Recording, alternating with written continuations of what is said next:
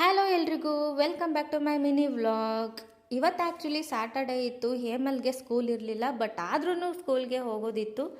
ಯಾಕೆ ಅಂದರೆ ಹೇಮಲ್ದು ಮಾರ್ಕ್ಸ್ ಕಾರ್ಡ್ಗೆ ಸೈನ್ ಹಾಕೋದಿತ್ತು. ದಸರಾ ರಜೆ ಎಲ್ಲ ಮುಗಿದು ದೀಪಾವಳಿ ಹಬ್ಬ ಹತ್ತತ್ರ ಬರ್ತಾ ಇದೆ. ಬಟ್ ಇವಾಗ ನಾನು ಮಾರ್ಕ್ಸ್ ಕಾರ್ಡ್ಗೆ ಸೈನ್ ಹಾಕಿ ಬರೋದಕ್ಕೆ ಹೋಗ್ತಿದ್ದೀನಿ. ನೋಡ್ತಾ ನೋಡ್ತಾ ಅರ್ಧ ವರ್ಷ ಕಳೆದೇ ಹೋಯಿತು.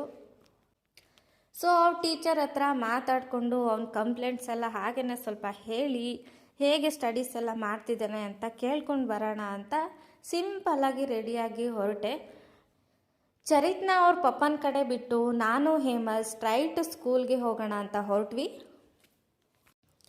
ನಮ್ಮ ಹೇಮಲ್ಲು ನನ್ನ ಮನೆಯಲ್ಲಿ ಏನು ಹೇಳ್ಕೊಟ್ರು ಒಂದು ಕಡೆ ಕುತ್ಕೊಂಡು ಏನು ಕೇಳಿಸ್ಕೊಳ್ಳಲ್ಲ. ಸೊ ಅಲ್ಲೂ ಹೀಗೇನಾ ಅಂತ ಅವ್ರ ಟೀಚರ್ನ ವಿಚಾರಿಸ್ಕೊಂಡೆ. ಅವರು ಹೇಳಿದ್ದು ಅದನ್ನೇ, ಒಂದು ಕಡೆ ಕುತ್ಕೊಂಡು ಏನು ಕೇಳಿಸ್ಕೊಳ್ಳಲ್ಲ, ಓಡಾಡ್ತಿರ್ತಾನೆ. ಬಟ್ ಆದ್ರೂ ನಾವು ಏನು ಹೇಳ್ಕೊಡ್ತೀವಿ ಎಲ್ಲ ಅವನಲ್ಲಿ ನೆನಪಲ್ಲಿ ಇಟ್ಕೊಂಡಿರ್ತಾನೆ. ಬರೆಯೋದೂ ಅಷ್ಟೇ ಫುಲ್ ಫಾಸ್ಟಾಗಿ ಬರೀತಾನೆ ಅವನು, ಎಲ್ರಿಗಿಂತ ಬೇಗ ಮುಗಿಸ್ತಾನೆ ಅಂತ ಅಂದರು. ಅದನ್ನು ಕೇಳಂತೂ ನನಗೂ ತುಂಬ ಖುಷಿ ಆಯಿತು. ಅವ್ರ ಟೀಚರು ನಮ್ಮ ಹೇಮಲ್ ಬಗ್ಗೆ ಹೇಳೋದನ್ನು ಕೇಳ್ತಿದ್ರೆ ತುಂಬ ಖುಷಿ ಆಯಿತು. ಸೊ ಎಲ್ಲ ಪೇರೆಂಟ್ಸು ಇದನ್ನೇ ಬಯಸೋದು ಅಲ್ವಾ.